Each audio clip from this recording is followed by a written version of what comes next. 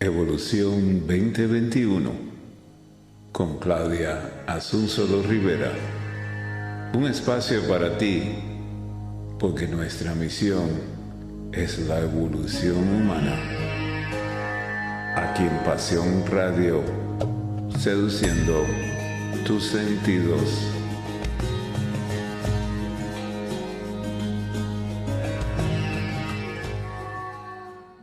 Dice Parvati, Isis, Afrodita, Artemisa, Dana, Cuatlicue, Pachamama. Mujeres diosas. Hola, Inlac Eish. Soy Claudia Asunzolo Rivera, transmitiendo desde Querétaro, México, para Radio Pasión, seduciendo tus sentidos.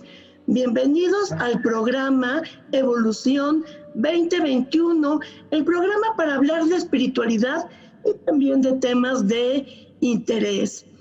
Pues con motivo del pasado Día de la Mujer, que se conmemoró el 8 de marzo, estoy dedicando todo el mes a nosotras las mujeres. Y esto lo voy a hacer a través de un ciclo de programas titulado Lo Sagrado Femenino. ¿Qué será esto de lo sagrado femenino? ¿A qué me refiero yo? Pues vamos a ir descubriéndolo a lo largo de este mes, y un tema que sin duda nos va a ayudar mucho a hacerlo es la mitología. La mitología, que es una manera que tenemos los seres humanos, sin importar la época, sin importar la cultura, para explicar las cosas del mundo, las cosas de la naturaleza y también las cosas que tienen que ver con nosotros mismos.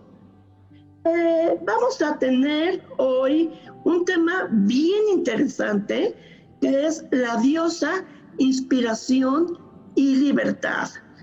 Y le tengo unas ganas y una ilusión a este programa porque estoy segura que va a estar bien bonito, bien interesante, y tengo el honor, el enorme gusto de que haya aceptado la invitación a estar hoy aquí. Tengo el gusto de que nos acompañe el profesor Ernesto Gabriel Sánchez Barragán.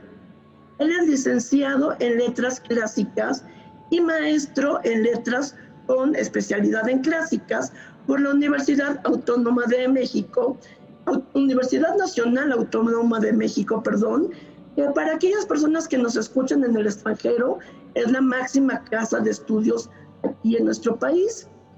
Durante 17 años, Ernesto Gabriel ha impartido diversas cátedras en la Facultad de Filosofía y Letras de esta casa de estudios. Actualmente imparte las maestrías de licenciatura, historia y mitología grecorromana. Son 3 materias diferentes, ¿es correcto? Sí, así es. Son 3 materias diferentes, todas de mitología grecorromana, con una tendencia, fíjense bien, qué interesante la perspectiva del profesor, con una tendencia interpretativa, antropológica, que lo ha llevado a interesarse en los estudios de género, a los cuales va a abocar su próximo doctorado.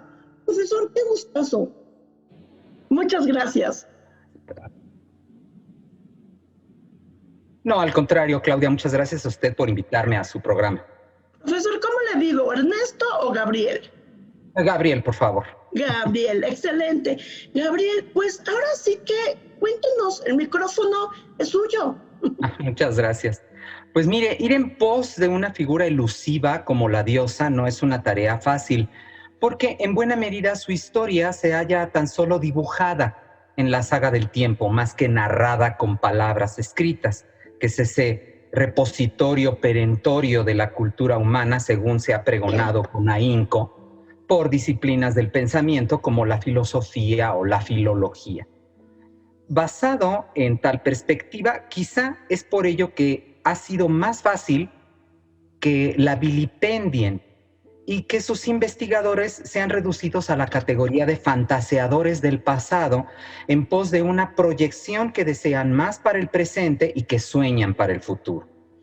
Empero, tales recriminaciones son más que apropiadas para esos mismos detractores cuya sapiencia se asienta con mucho en supuestos aún más fantasiosos que vienen repitiendo y pregonando como verdades sine qua non en un mundo crédulo al que convencen prácticamente de cualquier cosa con solo anteponer la consigna de la ciencia ha establecido o recientes estudios aseguran o, según los más prestigiosos investigadores, aun cuando ninguna de estas aseveraciones cuenten con los mismos requerimientos que ellos exigen cuando no se trata de sus doctas ciencias.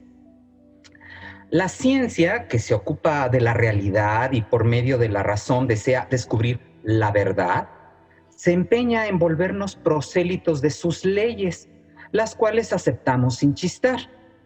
El omnisciente método científico dice que algo es porque se puede comprobar una y otra vez, pero hay aspectos científicos que aceptamos precisamente porque lo dice la ciencia, aunque su comprobación no sea posible.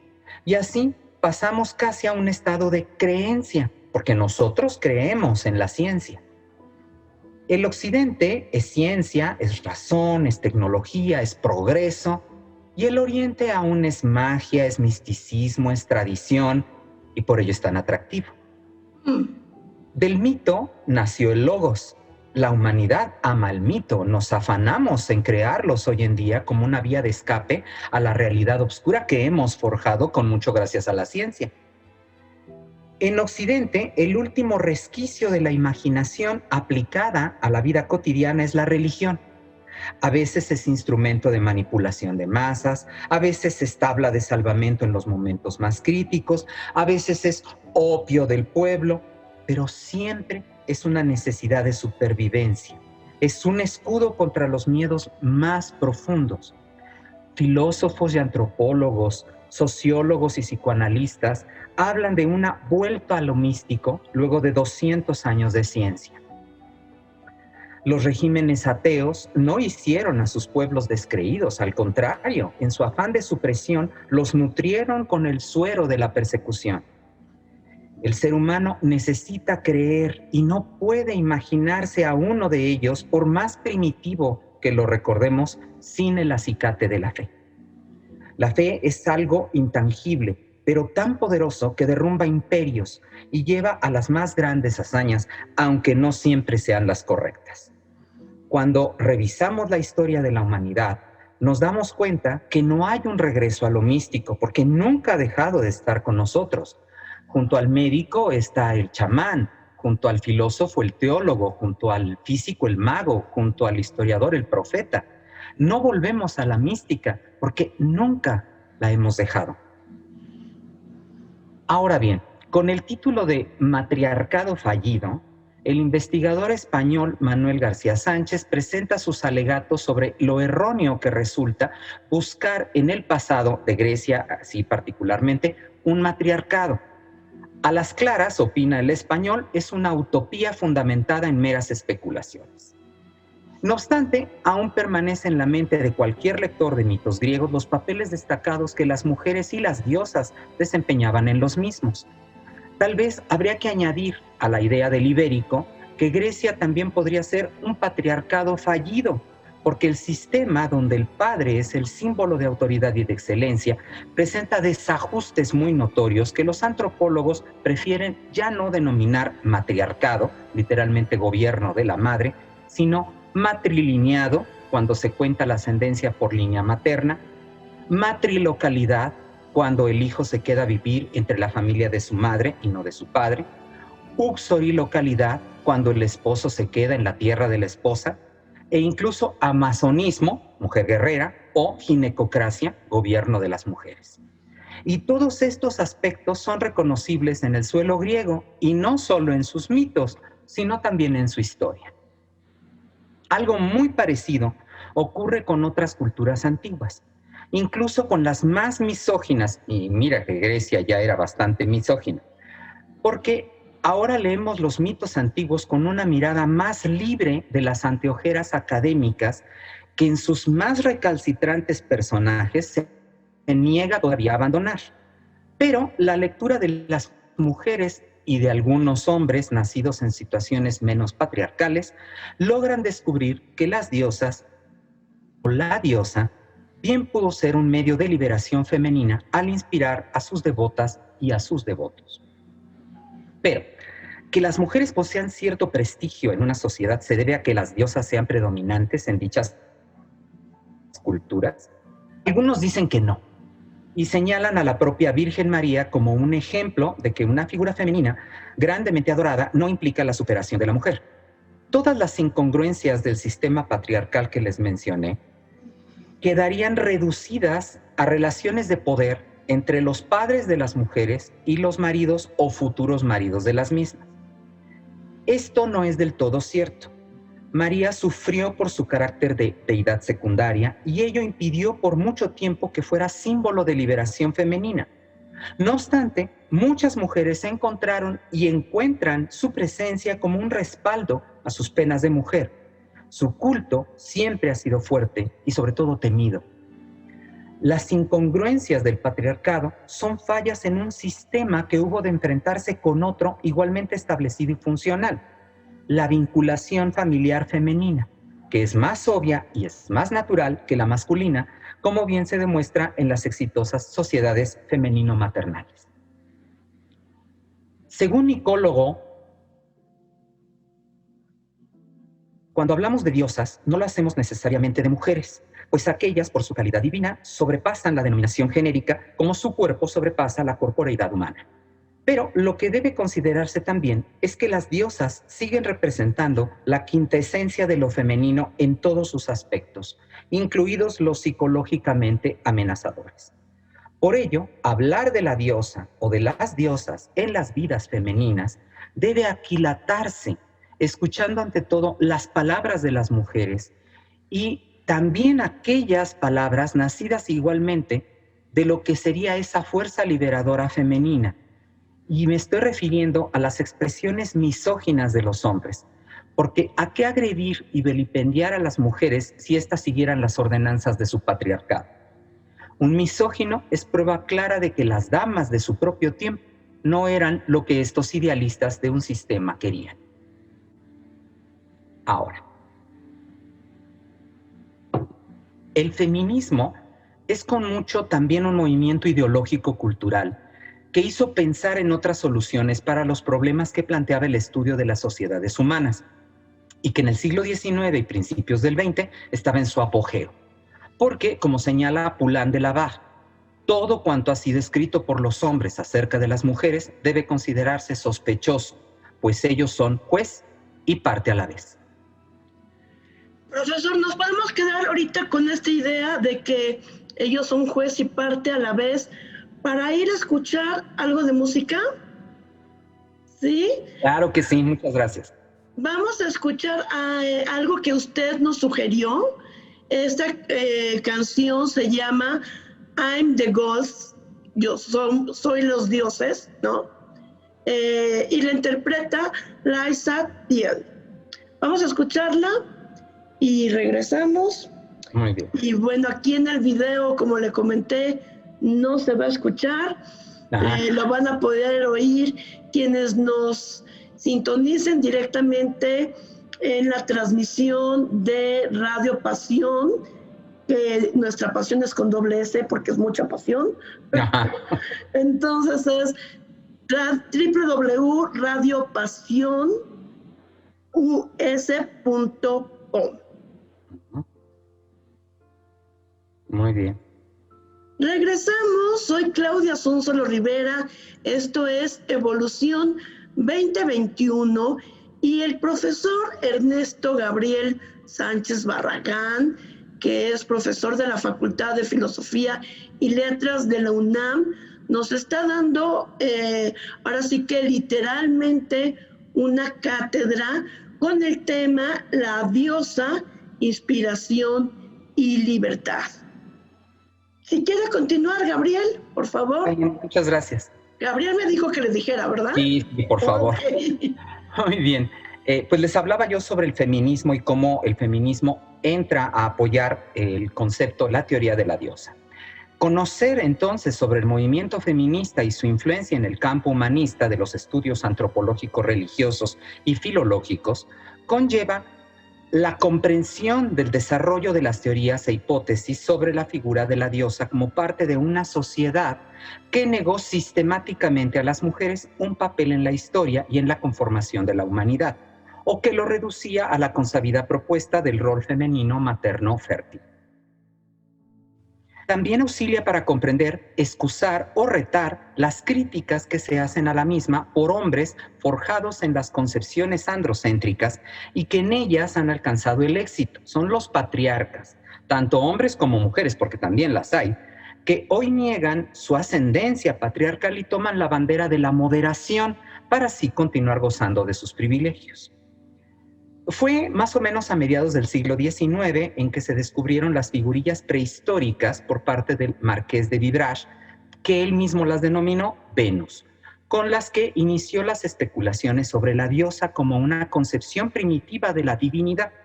Pero se asegura que la obra que más influenció en tales concepciones fue Das Mutterreich, el derecho materno o matriarcado, de Johann Jakob Bachofen, en la cual postulaba la teoría de que a partir del rol biológico de la madre se estructuraba una sociedad donde la familia y las instituciones sociales se centralizaban en ella. Dicha jerarquía materna, ojo, que no femenina, fue paulatinamente envuelta y sustituida por el patriarcado, decía Bachofen, sin que por ello no dejara huella en las renovadas sociedades humanas. No obstante, las teorías bajofenianas no eran con mucho de corte feminista, pues el estudioso suizo no consideraba que la sociedad alcanzó la civilización, sino hasta el tercer estadio o estadio dionisiaco que llamaba él, donde el principio masculino sobresale y ocupa el papel predominante en la diada Dios-diosa. En realidad fue Engels el creador del matriarcado como un estado ideal, no Bachofen. Engels suponía que la opresión a las mujeres era producto de las mismas medidas capitalistas que juzgaban a los obreros. A él lo siguieron feministas como Matilda Joslyn Gage, que ya reconocía el matriarcado como una alta civilización que fue arrasada violentamente por el patriarcado subsiguiente. Las bases para tales concepciones provenían más de la ideología marxista y de suposiciones sobre el desarrollo de las sociedades a partir de las recientes ideas que manejaba el feminismo que de un estudio profundo. Y fueron estos vínculos con el marxismo los que provocaron que el feminismo fuera rechazado como teoría desde las visiones antropológicas americanas en los inicios del siglo XX. Asegura Juliette Wood que es típico del radicalismo feminista la creencia de que lo femenino de alguna manera se había perdido o fue deliberadamente reprimido por las instituciones religiosas con su sobreabundante enfoque en las deidades masculinas patriarcales. Es decir, que la diosa y su cultura eran más un espejismo construido por el feminismo que una posible realidad.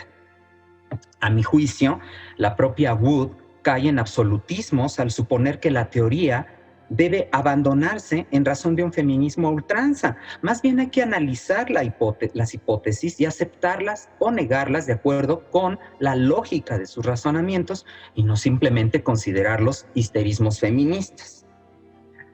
Los primeros estudios sobre la diosa la conciben y estudian como una figura materna, y ello la limita a las concepciones sobre la figura de la madre que se tenía en tiempos de dichos investigadores, y que se ve reforzada por la idea junguiana del arquetipo o impronta cultural de la que finalmente el psicólogo pugnaba porque el individuo se liberara.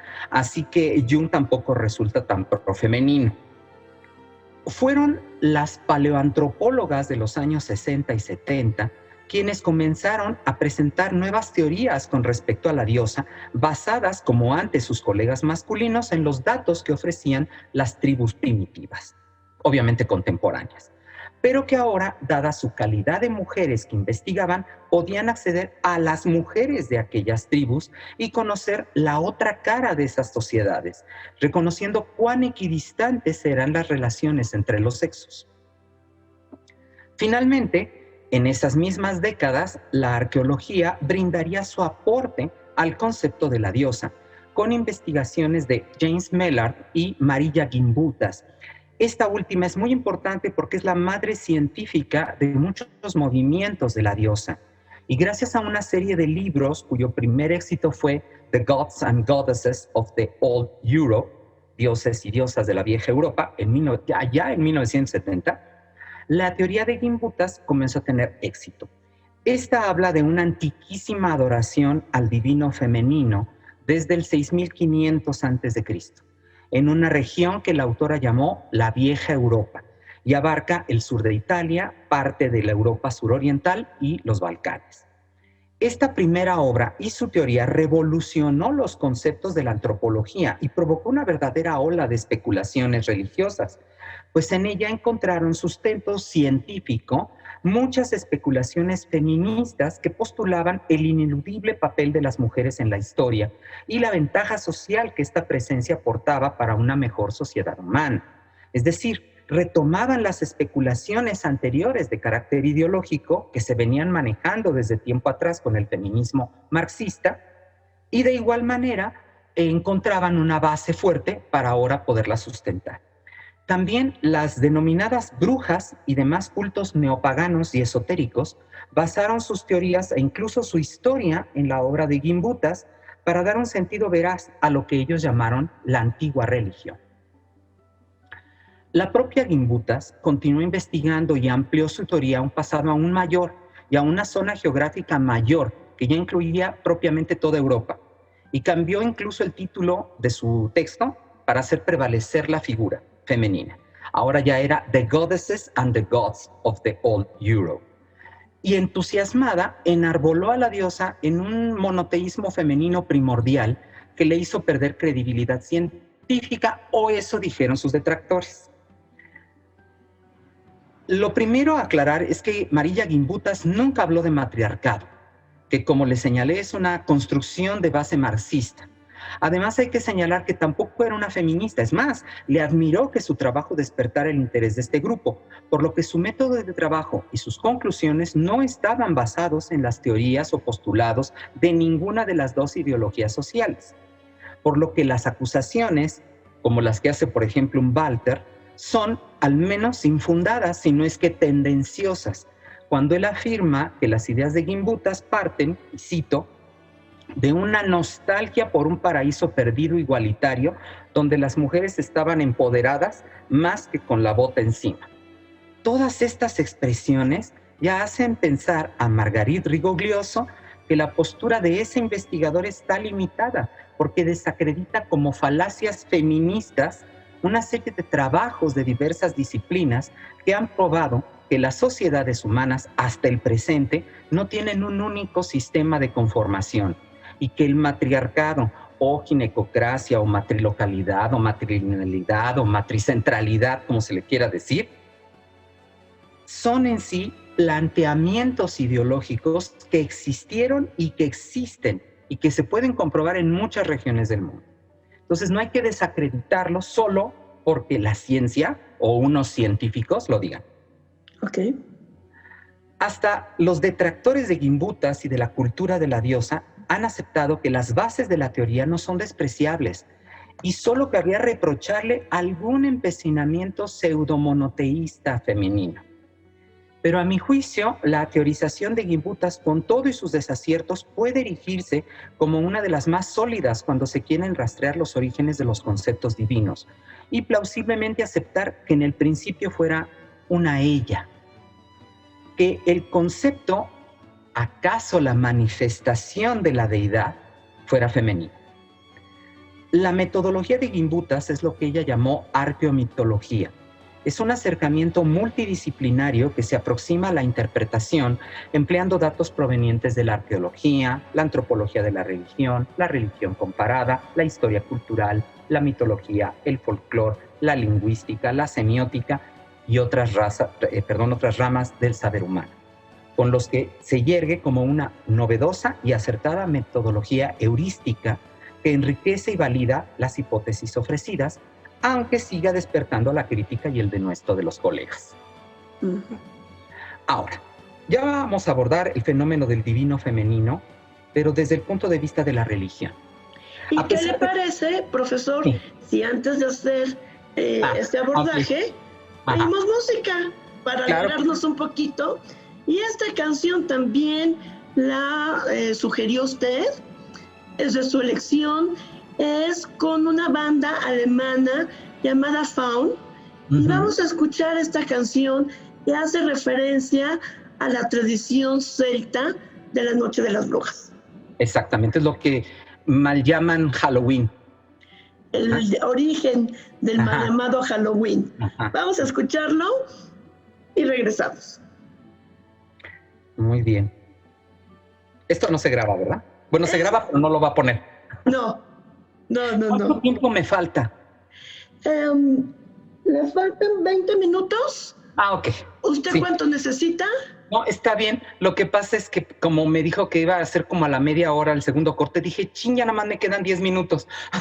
Entonces me traumé. Pero si son 20, yo creo que sí me alcanza. Sí, y si no, ¿sabe qué, Claudia? Cuando vea que ya falten unos 7 minutos, si me hace nada más una ceñita para saber. Sí, cuando falten 5. Y ya sé que le corto y le adelanto algo, porque quiero terminar con algo en específico. Muy bien, ok.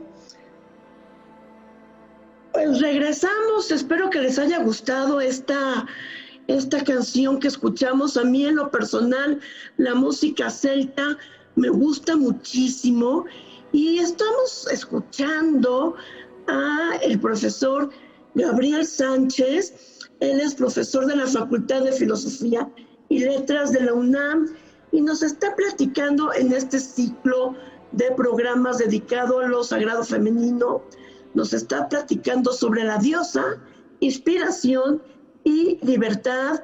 Estamos basándonos en mitología, que es pues, el fuerte del profesor. Y vamos a continuar. Profesor, por favor. Muchas gracias.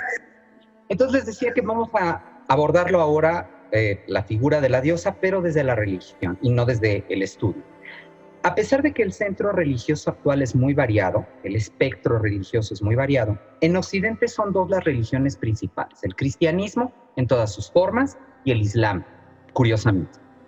Habría que apuntar que ambas tienen sus orígenes en el judaísmo, una religión que practican actualmente entre 14 y 17 millones de personas en el mundo, pero esto solo es un exiguo 0.2% de la población mundial. Estas religiones tienen características en común no solo en sus preceptos, sino también en razón de su origen. Pero el factor más destacado es su carácter de reveladas. Dios se apareció, conversó o engendró a un hombre que llevó la verdad a uno o más pueblos.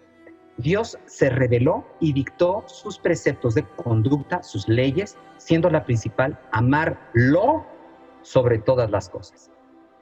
Tomando en cuenta que el cristianismo es con mucho la religión de Occidente, cuando hablamos de Dios, es precisamente el cristiano el que viene a la mente.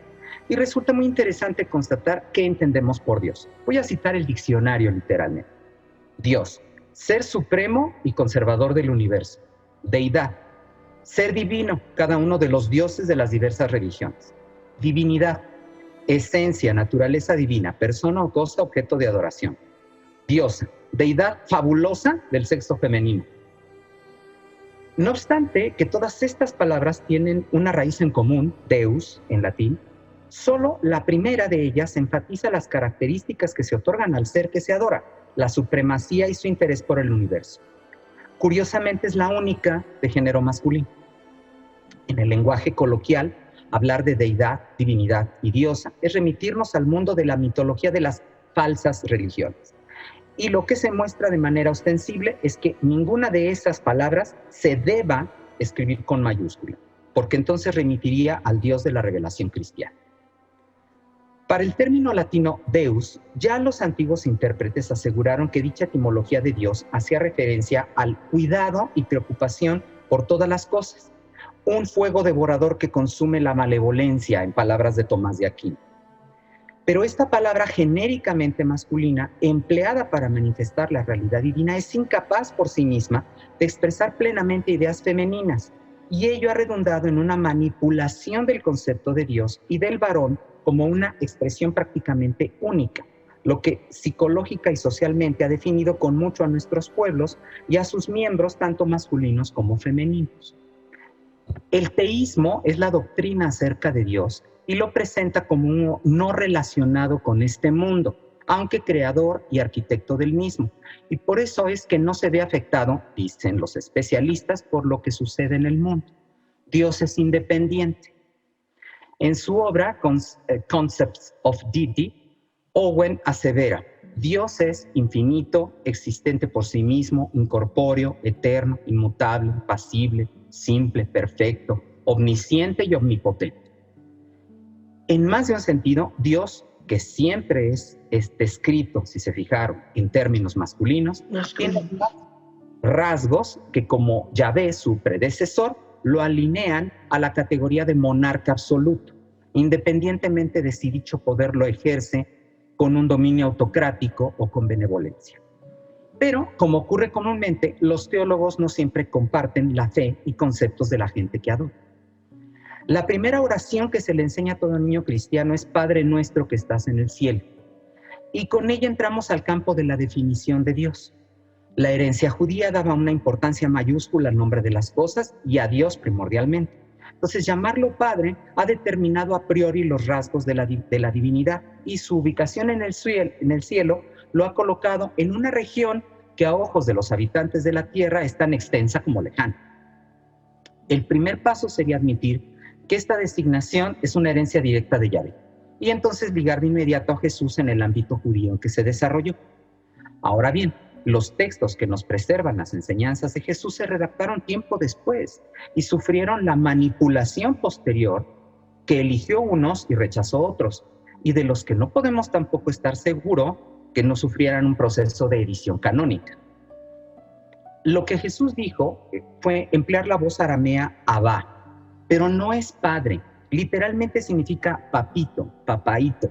Es un diminutivo. Cuando el propio Jesús es quien llama así a Dios, es consignado por Marcos, pero en una única ocasión. La fuente Q, que se considera el arquetipo de la que abrevaron los otros evangelios sinópticos, también cuentan con una mención. Lucas lo cita 2 veces y Mateo 1.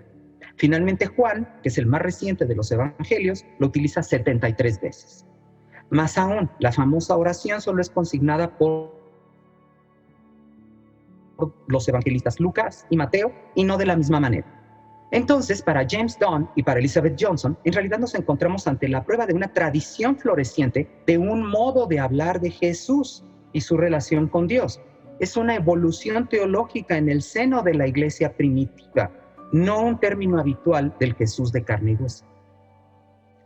La teóloga Elizabeth Schussler Fiorenza ha demostrado que cuando Jesús habla de Dios, más habitualmente se refiere a él como Basileia tou Theou. Traducido del griego sería algo así como reino de Dios. Es un símbolo vital que apunta al reinado divino para constituir una comunidad, lo que Schussler Fiorenza llama la comunidad del Shalom. Cuando Jesús emplea este término, remite invariablemente a la sabiduría de Dios, es decir, a la Sofía. Y hablar de la Sofía sería un programa aparte. Aparte, completamente. Elegir el vocablo Padre, así como la única acepción de Dios en nuestro tiempo, tal vez responde a una sutil confirmación de la prioridad del Padre en la estructura social de los pueblos mediterráneos y la apropiación de Dios tanto de las características ligadas a este, como ya le había ocurrido a Zeus y a Júpiter, como la divinización confirmada del Padre terreno en su solio de autoridad por decreto de ese Dios que se arroga a sí mismo el título. No obstante, hay que apuntar que el Abba de Jesús es compasivo y liberador, pero era obvio que en el ambiente patriarcal en el que se gestaron las primeras comunidades cristianas, que es el judío, así como en el que evolucionaron el grecorromano, era casi imposible que no se contaminara esta ideología primitiva de Jesús con las ideas que se venían transmitiendo en generaciones patriarcales. Según Tomás de Aquino, para entender o para tratar de entender a Dios, estaríamos limitados a decir tan solo lo que no es. Pero aquí voy a tomar un camino diferente, a la luz de la evolución de su concepto entre los cristianos. porque al patriarca Yahvé le sucede una trinidad de cargadas resonancias masculinas, y se habla semánticamente de un padre y un hijo, el equívoco de un espíritu neutro y luego masculino, que por tanto queda decantado a lo viril, cuando en repetidas ocasiones es alineado con relación a las otras dos personas en expresiones como Espíritu de Dios, Espíritu del Padre, Espíritu del Señor, Espíritu de Dios y de Cristo, Espíritu del Hijo de Dios. Y entonces el Espíritu Santo, aunque ello sea antidogmático porque forma parte de la Trinidad, es nombrado claramente a partir de las dos primeras personas. Y entonces su aura redunda en masculina también. Claro. Estas especulaciones incluyeron, desde tiempos de los patriarcas, un concepto agnóstico de Dios. Es decir, para teólogos como Clemente de Alejandría o para Ireneo, Dios no puede ser conocido mediante categoría alguna, porque está más allá de un lugar, un tiempo o una descripción, por lo que la esencia divina no puede ser adecuadamente designada por nombre alguno. Entonces, así como que, Dios es neutro. Pero en la práctica esto no se cumple, porque la necesidad de la diosa está presente una y otra vez. La deidad es un símbolo insustituible e intraducible para muchos. No es que estemos promoviendo una teología en vez de una teología. La fe es la capacidad de apertura a algo más. No depende de los sentidos o de la inteligencia. Es una apertura a la trascendencia del icono, lo que remite al fiel a crecer espiritualmente. Es dar un salto más allá de sus sentidos y de su razón. Es un acto de fe. La fe pone en movimiento porque surge de las entrañas mismas, de lo que se siente, de lo que se percibe. La deidad se percibe. No solo se entiende, más bien no se entiende, se siente. La experiencia de fe es tan personal porque cada uno es esa misma experiencia de la deidad, en donde un yo descubre un tú que es ese mismo yo. La experiencia de fe es sencilla y profunda porque no es la del otro, sino la de la presencia, que nos fuerza a reconocer que no estamos solos ni estamos imposibilitados de vivenciar dicha presencia, a pesar de que sobrepase nuestra razón o nuestra creencia. Y me gustaría concluir con un poema de una mujer, de una poetisa que tenía un vínculo especial con su diosa, o mejor dicho, con las diosas. Se trata de Safo de Lesbos. Y como artista, pero también como mujer y devota, Safo dirigió estas palabras a Afrodita. Presento mi traducción del texto griego. Dice: inmortal Afrodita de iridiscente trono, hija de Zeus, trenzadora de engaños, te ruego no domines con ansiedades ni con sufrimientos, soberana, mi corazón. Pero ven aquí, si alguna vez en otro tiempo mis palabras escuchando desde lejos atendiste, y abandonando el hogar de tu padre, viniste, el dorado carro habiendo uncido. Te conducían veloces, hermosos gorriones en torno a la negra tierra, batiendo las cadenciosas alas desde el cielo y por en medio del éter. Arribaron al punto. Y tú, oh dichosa, habiendo sonreído con tu rostro inmortal, preguntabas: ¿qué he padecido de nuevo? ¿Por qué de nuevo te invoco? ¿Qué más quiero alcanzar en mi delirante corazón? ¿A quién seduzco de nuevo? ¿A quién traigo de vuelta tu afecto? ¿Quién, oh Safo, te injuria? Puesto que si huye, pronto te acosará. Si no acepta regalos, en cambio los dará. Si no ama, pronto te amará, aunque ella no quiera. Ven a mí también hoy, líbrame de insoportables penas, y cuantas cosas desea cumplir mi corazón, cúmplilas, y tú misma sé mi aliada. Debemos destacar la complicidad entre la diosa y su amiga, porque ambas son amigas íntimas. La suplicante la invoca una vez más y ella siempre responde, mas no por ello deja de reconocerse que la diosa es trenzadora de engaños, que suele oprimir el corazón con penas y ansiedades. Y viene entonces la epifanía de la diosa, una aparición real, porque no podemos dudar que lo fue para Safo. Ese carro tirado por gorriones, las florecillas canoras de la primavera la traen, y está su rostro sonriente que recuerda a las estatuas del periodo con una enigmática risa que encierra el misterio de la deidad. Y por fin, las palabras de la diosa cómplice, la unión que los hombres no parecen comprender ni aquilatar porque exuda feminidad, y solo las mujeres comprenden porque también amor es femenino. Gracias. También amor es femenino. Profesor, muy interesante todo lo que nos ha expuesto el día de hoy. Tenemos todavía 2 minutitos que quisiera aprovechar para preguntarle algo que usted quisiera destacar sobre la importancia de la figura de las diosas místicas, algo que usted quiera destacar.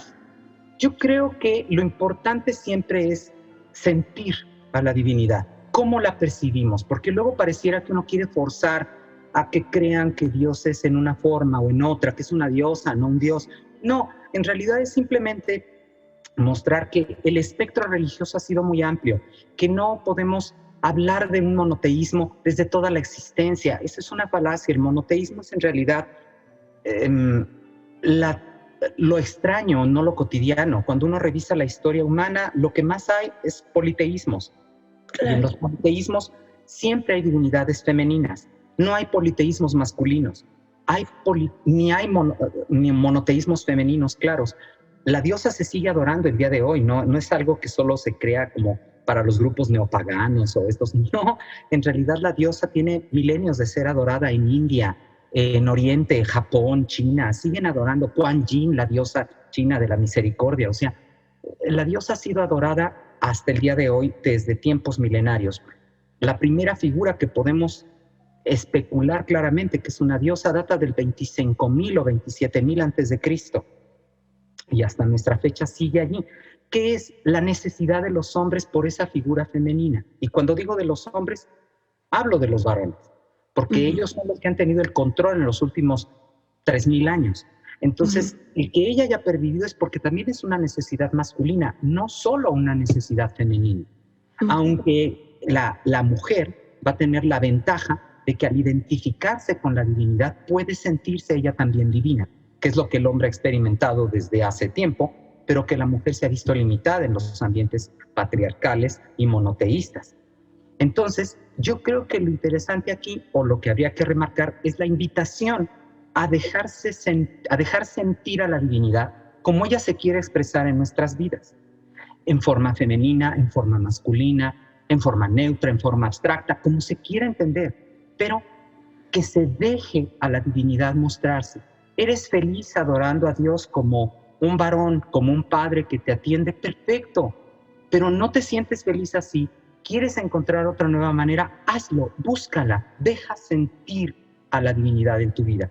Y entonces, si para ti el consuelo de una diosa es mayor, entiende a Dios como diosa. Perfecto. Pues muy interesante, profesor. Le agradezco muchísimo que haya aceptado esta invitación a estar hoy en Evolución 2021, profesor. Muchísimas gracias. Al contrario, Claudia, muchas gracias a usted. Gracias. Y bueno, quiero agradecer a Paula Guzmán y a Ricky Gómez. Ellos son los directores de Radio Pasión. Especialmente les quiero agradecer a ustedes que me hacen el honor de seguirme, el honor de escucharme, algunos ya semana tras semana. Muchísimas gracias, por favor, síganlo haciendo. Estoy esmerándome en hacer programas cada vez más bonitos, cada vez más interesantes para ustedes. Y le quiero enviar un abrazo a mi hermano Oscar, a Mónica Jacome, a Angelina Licea, a Adrián Herrera y también a Jessica Rosas. Un abrazo bien, bien fuerte para todos ellos. Y los invito a seguir con la programación de Radio Pasión. Quédense a escuchar el programa de Libros que Dejan Huella. Tenemos música, tenemos programas muy buenos, tenemos un montón de programas con conductores en diferentes países, en Puerto Rico, en España, en Argentina, por supuesto aquí en México, incluso también en Miami, todos preparados con mucho cariño para ustedes. Radio Pasión transmite las 24 horas de los 7 días de la semana. Me despido con ustedes, deseando que todos los seres, en donde sea que estén, sean libres y felices. Pues es todo, profesor. Muchas gracias, Claudia. Al contrario, muchísimas gracias a usted. Yo le comento cuando esto ya vaya a salir al aire. Perfecto, ahí sí me manda nada más la información por WhatsApp. Perfecto. Ya, me enteraré para yo también promocionarlo. Por favor, si es tan amable. Gracias. ¿Cómo no? Muchas gracias. Hasta luego. Hasta luego.